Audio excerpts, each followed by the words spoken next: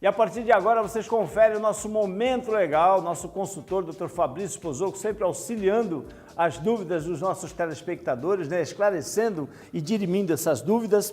Hoje nós tivemos aqui a seleção de uma pergunta realizada pelo telespectador Eduardo Dias. Ele diz o seguinte: eu fui incluído na lista de inadimplentes por causa de um cheque pré-datado, mas que foi depositado antes da data combinada, da data programada.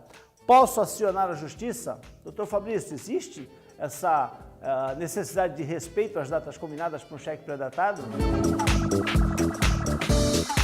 Oi, Pedro.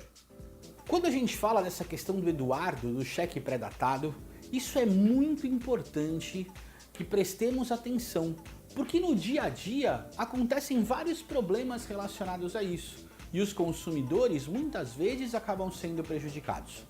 Então vamos lá. A primeira coisa que a gente precisa lembrar é que o cheque é uma ordem de pagamento à vista. Em outras palavras, o cheque pré-datado, que tecnicamente se chama cheque pós-datado, é um costume. Por que a gente explica isso? Porque simplesmente, se eu receber um cheque que ele seja bom para daqui a 2 meses e eu levá-lo ao banco, o banco pagará o cheque, porque a legislação é clara em dizer que o cheque é uma ordem de pagamento à vista. Pois bem, mas vamos supor que, como fez o Eduardo, foi dividido em várias prestações e ele deixou lá alguns cheques para essa situação. E de repente, o comerciante, o fornecedor do serviço, foi lá e colocou todos esses cheques no banco. Em tese ele comete alguma ilegalidade? Em tese não. Todavia, é importante lembrar que esse vendedor, esse fornecedor do serviço, combinou com o Eduardo que os cheques seriam depositados nas datas corretas. Sendo isso, o fornecedor acabou se utilizando de má fé e depositou tudo na mesma data. E de repente, o Eduardo não tinha saldo na conta bancária dele para poder corresponder a esses cheques que foram depositados. Logo, o Eduardo passou a ter um problema financeiro, e esse problema financeiro foi causado pela atitude do fornecedor, pela atitude do vendedor que descumpriu aquilo que foi combinado com o Eduardo.